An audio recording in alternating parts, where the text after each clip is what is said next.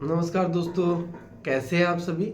उम्मीद करते हैं आप सभी अच्छे होंगे, स्वस्थ होंगे और मस्त होंगे। दोस्तों,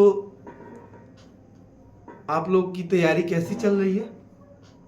अभी बिहार में नौकरी के लिए आवेदन मांगा जा रहा है। इसी में एक आवेदन विज्ञापन जारी हुआ है अवर सांख्यिकी पदाधिकारी, प्रखंड सांख्यिकी पदाधिकारी की, जिसमें 682 पद है। इसी संबंधित हम लोग आज इस वीडियो में बात करेंगे कि इसके लिए आवेदन कब से लिया जाएगा, आवेदन शुल्क क्या होगा, आयु क्या होगी, क्वालिफिकेशन क्या होगा, आवेदन करते टाइम किन किन डॉक्यूमेंट्स की जरूरत पड़ेगी, चयन की प्रक्रिया क्या होगी। तो इन सब चीज़ों पे हम लोग आज बात करने वाले हैं। तो सबसे पहले हम लोग बात करते हैं दोस्तों कि जो अवर सांख्यिकी पदाधिकारी और प्रखंड सांख्यिकी पदाधिकारी की जो वैकेंसी आई है 682 पदों पे, ये लेवल 7 की नौकरी है और बहुत ही अच्छी नौकरी है, जिसके लिए आवेदन मांगा जा रहा है। लिया जाएगा 1 अप्रैल से और 21 अप्रैल तक इसका आवेदन लिया जाएगा, लेकिन पेमेंट करने की अंतिम तिथि जो होगी वो 19 अप्रैल तक ही है। इसमें पेमेंट करने के लिए सभी वर्ग का अलग अलग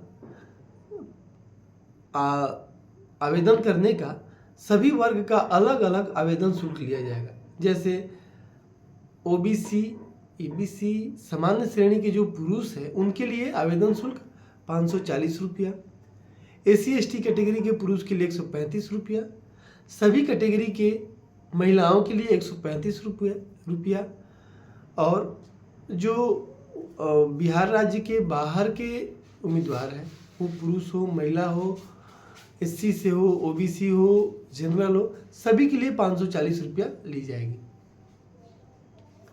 अब बात करते हैं आयु की। तो इस आवेदन के लिए सभी की आयु, न्यूनतम आयु समान है, 21 वर्ष होना चाहिए और मैक्सिमम उम्र कैटेगरी वाइज अलग अलग होना चाहिए। जैसे जनरल के लिए जो पुरुष है उनका 37 वर्ष और जो महिलाएं हैं उनका 40 वर्ष। वहीं अति पिछड़ा वर्ग के पुरुष और महिलाओं के लिए 40 वर्ष मैक्सिमम उम्र और एससी एसटी कैटेगरी के पुरुष और महिलाओं के लिए 42 वर्ष मैक्सिमम उम्र मांगा गया है।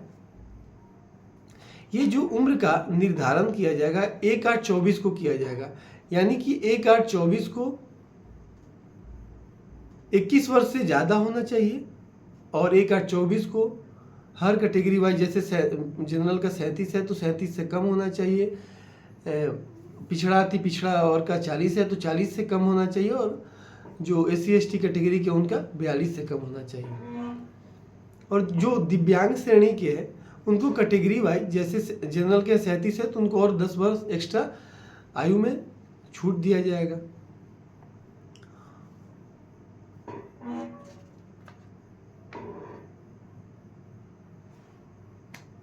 और जो कनीय सांख्यिकी सहायक, प्रखंड सांख्यिकी पर्यवेक्षक, ये इन सब चीज़ों पे जो संविदा पे काम कर रहे हैं तो उनको भी आयु में छूट मिलेगी। आयु में छूट, जितना दिन वो कार्य किए हों उतना उनको आयु में छूट मिलेगी। तो इस तरीक़ा से हम लोग को पता चला कि आयु कितनी होनी चाहिए। और उसके बाद बात करते हैं कि इसके लिए क्वालिफिकेशन क्या होना चाहिए। तो क्वालिफिकेशन के लिए इसमें मांगा गया है कि जो इकोनॉमिक्स, स्टैटिक्स और मैथ से ऑनर्स जिनका पेपर हो या सब्सिडी में भी ये सब्जेक्ट हो, वही इसके लिए एलिजिबल होंगे।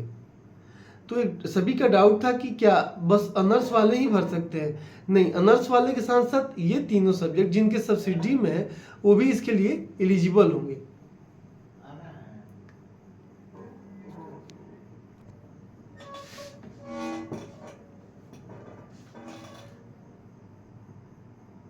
साथ ही अब बात करते हैं कि हमको पता चल गया कि आवेदन कब से लिया जाएगा, आयु क्या होगी, क्वालिफिकेशन क्या होगी, तो हम सभी चीज़ों को फुलफिल कर रहे हैं।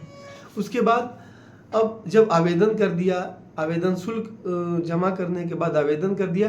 अब चयन की प्रक्रिया क्या होगी, परीक्षा किस तरीक़ा से लिया जाएगा। तो परीक्षा 2 चरणों में लिया जाएगा, एक प्रारंभिक और मुख्य परीक्षा।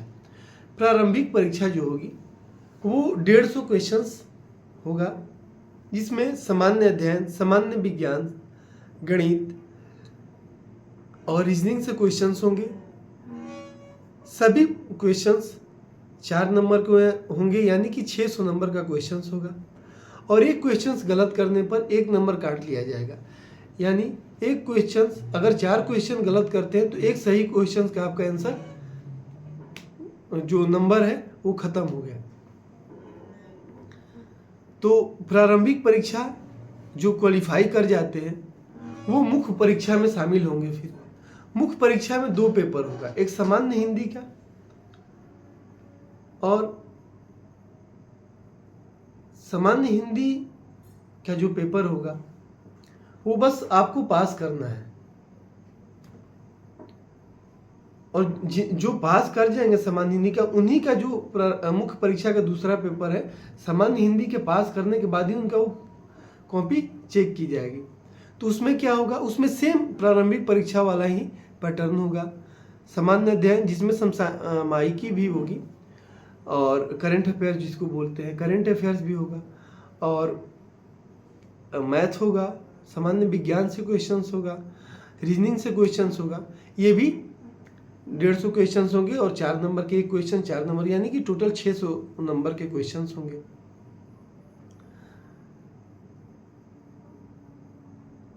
और 1 नंबर अगर गलत, एक क्वेश्चन गलत करने पर 1 नंबर काट लिया जाएगा।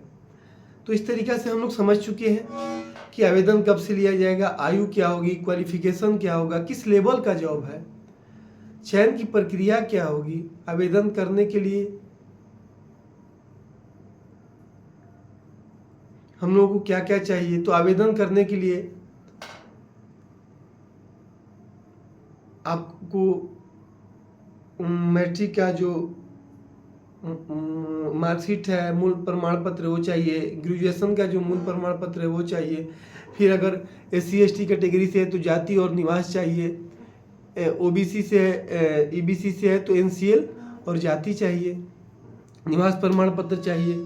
फिर EWS से है तो निवास और आपको EWS का सर्टिफिकेट चाहिए। दिव्यांगता का लाभ जिनको लेना है उनको दिव्यांगता का सर्टिफिकेट होना चाहिए। स्वतंत्रता सेनानी का जिनको लाभ लेना है उनको स्वतंत्रता सेनानी का नाती पोता नतनी पोती होने का प्रमाण पत्र होना चाहिए। तो इन सब चीज़ों को, और ये सब चीज़ें जो आवेदन करने के लिए चाहिए आपको, तो ये सब चीज़ें आपके पास मूल रूप में ऑनलाइन करते टाइम उपलब्ध होना चाहिए। इन बातों को ध्यान रखना है। तो दोस्तों ये बहुत ही अच्छा नौकरी है और बहुत सुनहरा मौका है, क्योंकि इनमें कंपटीशन अन्य एग्जामों की तुलना में कम होने वाला है। इसलिए अच्छे से सकारात्मक हो गए एकदम इस सोच के साथ कि मेरा सिलेक्शन तय है, मुझे अच्छा से तैयारी मेहनत करना है, मेरा इस बार सिलेक्शन हो जाएगा। इसी सोच के साथ मन लगा के तैयारी करना है, सिलेक्शन जरूर होगा। फिर मिलते हैं दोस्तों हम किसी अगले वीडियो में अगले जानकारी के साथ। जय हिंद।